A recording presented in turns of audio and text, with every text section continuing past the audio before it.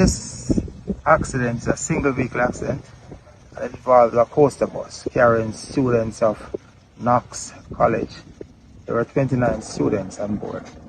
The driver lost control, applied brake, lost control, and ran off the roadway right there.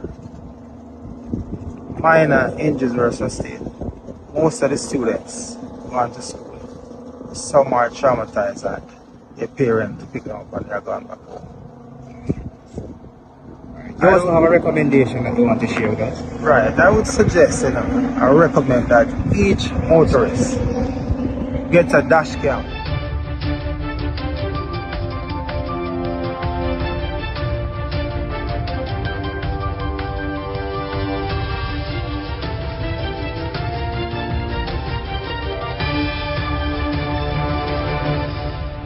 Welcome back to MyView TV, the people's platform, the home of undiluted news, reviews, updates, and your daily dose of entertainment.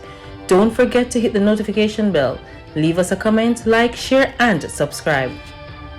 I don't bring nobody forward in your cheer for me. Everything what you see up my natural talent. Let me tell you something. You see, when you know what to please the audience with, it's simple, me. Discipline is choosing what you want most over what you want now. So let me tell you something. You are not behind. You are never, ever, ever behind. You are only one decision away. So guess what I want you to do right now? I need you to start right now. Nobody wait for tomorrow because tomorrow promise to no man. So get up from ЩuiÇidê day. And we that plan for the tomorrow, do it now. Okay? What go on, my people? Hope everybody doing okay. Hope everybody doing alright. Give thanks to life and the gathering. So people, same thing not right about the judge killing, you know. As I got something not right about it for true. Then because some woman me see one little report come out. As a matter of fact, I go and make you hear the report. And then, uno tell me uno thinking in the comment section because something not right. Suspected suicide, initial report summary. Deceased, Ruth Lawrence, age 59 years. Date of birth, 20th of October, 1965. Address, Lot 126, Coral Springs Village. Occupation, judge. Spouse, Prince Smith, age 47 years. Date of birth, 23rd of July, 1976. Occupation, musician of said address. Circumstances reported by spouse. Mr. Prince Smith reported that at approximately 5 a.m. on the date in question, he knocked on the deceased's bedroom door to invite her for their regular morning run. He stated that she did not respond, which was unusual. Believing she may have been resting or unwell, he proceeded with his run alone. Upon returning, Mr. Smith said he prepared breakfast and lunch for the deceased. By 9 a.m., he observed that she still had not exited the room to go to court, which was her usual weekday routine. He assumed she may have called in sick and attempted to call out to her but received no response. Between 1 p.m. and 2 p.m., Mr. Smith approached the bedroom door and heard the deceased moaning and groaning as though experiencing abdominal pain or diarrhea. At approximately 4 p.m., he again knocked on her door and asked if she was okay. He reported that she responded in anguish, saying she could not move. Concerned, Mr. Smith went outside and looked through the bathroom window, where he observed the deceased lying partially naked on the bathroom floor. He then re-entered the apartment. After he threatened to contact the police, the deceased reportedly dragged herself to the door and opened it slightly. Mr. Smith opened the door and found her lying on the ground, still responsive. He noted the presence of feces and vomit nearby. The deceased allegedly told him that her stomach was burning and that she had ingested poison. Mr. Smith stated he attempted to assist her by cleaning her up and giving her charcoal, believing it could help neutralize the effect of the substance. He then placed her on the bed and began to clean the apartment. While doing so, he discovered a bottle containing a blue liquid which he recognized as paraquat, a toxic chemical herbicide commonly associated with fatal poisoning. Sometime after 7 p.m., he observed that she was unresponsive, but he reports that he could still hear her heartbeat. He transported her to the Falmouth Hospital, where she was pronounced dead by Dr. O. Mackenzie at 7:18 p.m. Her CPO, District Constable P. Sterling, brought her to the Dr. Godfrey yesterday, where she obtained a 3-day sick leave and left it with him for him to drop off at the court's office, which he did on this morning. Additional context provided by spouse. Mr. Smith further disclosed that in recent weeks, the deceased had appeared visibly stressed and emotionally burdened, particularly regarding work-related matters. He stated that she had been expressing distress about her job and was deeply troubled by an impending job transfer. According to him, the situation had been weighing heavily on her, although she had not previously made any mention of self-harm or suicidal intent. My view, I not lie, after reading this, to tell you the honest truth, I am killer. Because I don't know if no spouse and no woman live in a separate room. And if so be the case and say you knock and you're unresponsive, or what's about you and I that you personally can go in her room, go check on her. You see me? And then after that, you wait so long for carry her go to hospital. Come on, man. From the first time when you realize, the first thing you should have do, go in there, go check on her from she never did the answer to find out if she okay. You see me? If you see her and realize that she have vomit and that, what kind of put her on bed and clean up place and all of that? You're supposed to get her ready for put her in a one car and rush her to the hospital. Why should they have the house so long? That means you make sure say she dead. You definitely did want her to dead before you think to seek medical help. So I murdered a woman. One thing we know. If in kill her, get benefits, you can't just talk. Cause insurance company put it in a fine writing, and enough people always get free card in us that part, then I read too long the part there. So if you commit suicide, you are the beneficiary. Now I'm nothing to forget. I'll tell you what you say. If you're dead in a riot, right?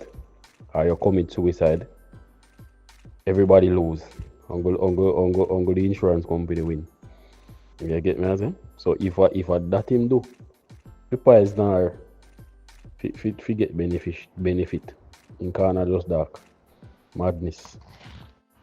Yo, me read that something, I'm gonna tell you, that's something that look fishy, cause if I your spouse, right, and you knock on the door and she not respond or whatever, you go pull the door. You see what I'm saying? And like your neighbor door go knock on you and say, alright, she not answer, you not disturb her, and your woman this look fishy, man, something wrong. Something wrong. And then again, she tell you say she drink poison. And you give her charcoal, you know, call the police, you know, call nothing at all, you give her charcoal. If you suspect them, you have a right to say a suspected suicide. Because I'm my suspect. Plus, he stated say at 5 o'clock him wake her up to go run him no hear her. Then him come back and make lunch 9 o'clock and him still no hear her. How you live with a woman and a woman in our room lock up? Unless both are no vex or whatsoever. But he said he don't hear her. My view, if a gentleman give that statement that is written, and it's written as how he gave it, that show nervousness in it because he wouldn't know his age and then he would give a different date of birth. You understand? And he never know the lady age too. If there's a question in your thought if you ask, that would definitely be my question. From you see her in the state there, an instant hospital, a kind of home remedy and paid and tidy up house. Yo, they even want to hear. Clearly, them never did a live good. That relationship there. If me and a woman live in a house and we live in a separate bedroom or sleep in a separate bedroom, that's not a relationship. We're roommates. Because you invite her for your morning run and apparently them never in the same room because me and my woman go for evening walks and the same room we sleep in, get ready and everything. Well, I mean, know some people relationship different still, and it's sad because maybe him could have saved her life if him did act faster because for after 2 years discovering that situation, they wait 5 hours. Come on, man. Why? You have her up that much? Good God, you could at least carry her to the hospital and go throw her down. It's the same thing me I say when me read the report for you. Yeah, when me read the report, it's the same thing me I say, choo. Are the man kill her. Yeah, man. In a real life, it's the same thing me I say. My view, me I tell you. Yeah, man. I him kill her, man. Because you go back, go check. Yeah, make sure the work done. You see me, a team conscience could bring him, make him bring her to the hospital. Pre the meds, no, man. People still look for your little boy, no? We still look for your little boy. As I know, they don't find the little boy. Yesterday they searched down the whole place. Till they search down the place again. Ah, boy.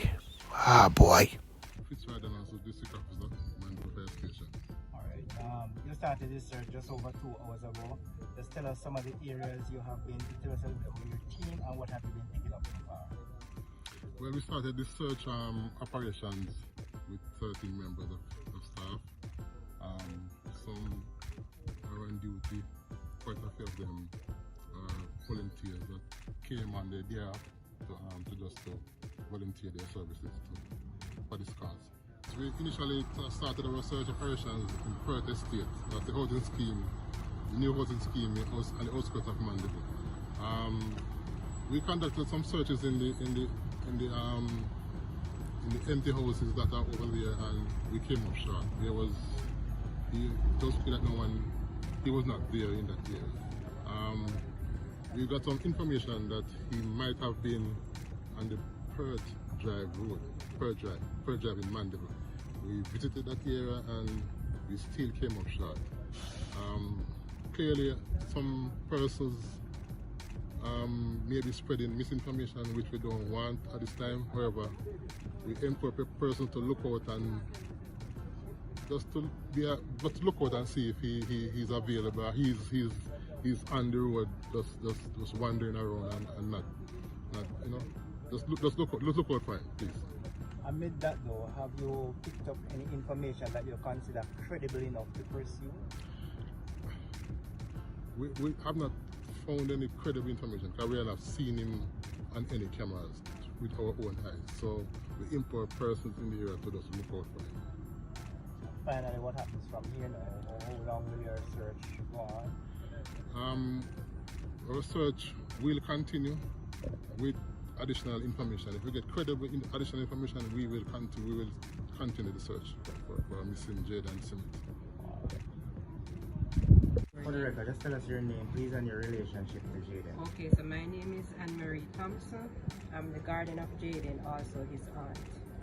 Remind us of Jaden's full name? So it's Jaden Crashane Smith. Alright, we're here at Manchester High School. Yes.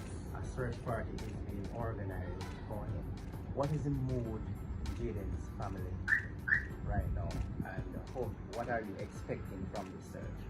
Well, the mood for Jaden's family right now, for us, It's a very sad moment, it's a very lonely moment, it's a very despairing moment. Everything that is upsetting right now. Because Jaden is my twin brother's son. So you could know the bond that we had. Jaden is like a glue to me. Person would say sometimes, Jaden, why you don't look at your auntie or give your auntie some space? He's just a loving child, he's a humble child, he's helpful. Words just can't explain how a good child Jaden is.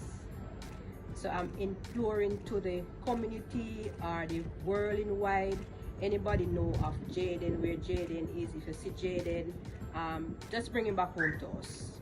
We desperately need Jaden. We desperately need Jaden back home. His safety. As you prepare to go off on this search, what are your expectations? What are you hoping will happen? What are you expecting to happen? Well, I'm expecting that I might find him in a little corner, but fine, but alive. Yes. And the negativity that persons are sending, because my son just showed me something a while ago where somebody said that we beat him and buried him. It's just like persons supposed to understand when you're grieving or you're under stress, don't try to say something to make the situation worse. You understand? I have Jaden for 7 years. 7 long years. I took Jaden when he was 5 years old. I was the one who got birth certificate for Jaden, got him fully immunized and everything. When we were preparing for Jaden, Jaden is also the top PEP student for Beth Arbor Primary School. He was even the valedictorian for Beth Arbor School graduation. And I did every preparation to get Jaden off of school, 100%. So why would I try to hurt him now because of a little incident? Accident do happen. And that incident or accident, could you just shed some light on that? So on Thursday evening, maybe around 6:30, he and my grandson, who is Zaire, 2 years old, is a United States citizen. So he came down just a month ago to be with us. And he have a cartoon with a little action cartoon on it where he jumps and he do the action. So he was there in the living room doing it with Jaden.